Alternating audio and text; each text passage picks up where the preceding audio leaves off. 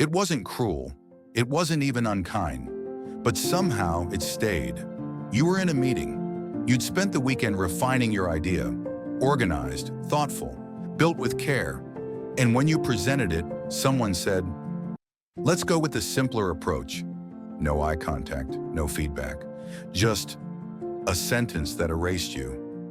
You smiled, said sure, but something inside you folded. The rest of the room kept breathing. You didn't. Later that night, you're at dinner. You bring up something, maybe a small hurt, and someone replies, "You've always been too sensitive." That's when the echo gets louder. The same feeling, like you're always too much. Always not enough. These aren't insults, they're observations. But when they land on identity, they become knives. They don't criticize your work, they question your wiring. The words they said, they weren't brutal, they didn't scream, they didn't mock. So why did your heart sink? Why did one sentence feel like punishment? Here's the truth. You're not reacting to the words. You're reacting to the meaning your mind created. And that meaning was built long ago. Maybe when you were 10 and your curiosity was called annoying, or 14 and your ideas were laughed at, or 17 when you were told you think too much. The brain stores those moments, not as memories but as templates. Every time something similar happens, the old template reactivates. You're not in the present anymore. You're reliving a script. It's like hearing a familiar tune that reminds you of a heartbreak. No one else hears it, but your body does.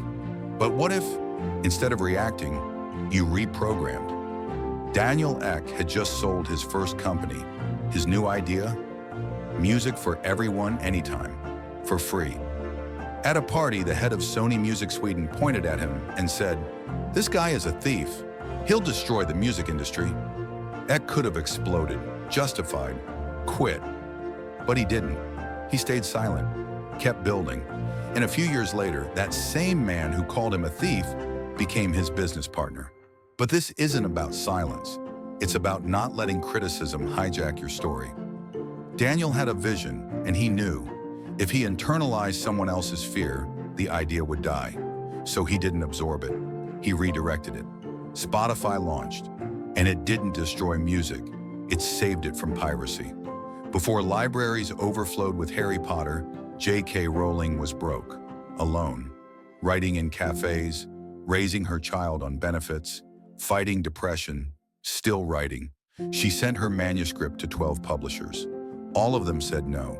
One said, "Kids don't want this kind of fantasy anymore." She didn't spiral, didn't shout, didn't give up. She sent it again and again. And then one small publisher said yes. Even then, she was told not to use her full name because boys wouldn't read a book by a woman. She didn't protest. She let her work speak. They didn't argue. They didn't explain. They didn't beg to be understood. They just kept going. These stories matter because they show us something crucial. Criticism doesn't have to break you unless it speaks louder than your purpose. Sometimes fiction sees us before we see ourselves. Take Raskolnikov from Crime and Punishment. Brilliant, but drowning in self-doubt. He isolates, rationalizes, and unravels. Not because the world condemned him, but because he condemned himself. Or Holden Caulfield from The Catcher in the Rye. Calling everyone phony, but deep down he's begging to be understood. They're fictional, yes, but their wounds are real. They show us what happens when the line between self and perception disappears. When every glance feels like judgment and every silence feels like shame. These aren't just characters, they're mirrors. They remind us what's at stake when we let others define our worth. Fiction doesn't just entertain, it warns. And maybe now you see it too. The loop you've been caught in, which brings us to the most important part. Because if your mind can build that loop, it can also unbuild it. CBT tells us, you can't always control the trigger, but you can change the thought that follows. But here's the harder truth. Most of your thoughts aren't original. They're inherited. From the teacher who called you slow, the parent who valued obedience over opinion, the friend who mocked your ambition. Now, every piece of feedback isn't just feedback. It's a ghost knocking. Psychologists call this schema activation. You don't respond to what was said. You respond to what it reminds you of. It's not the feedback that hurts. It's the meaning it reactivates. If your self-worth is made of glass, every word feels like a hammer. But here's the thing. That glass, it can be reforged. And the tools to do that are: practice 1. The internal room. Visualize a locked room inside your mind.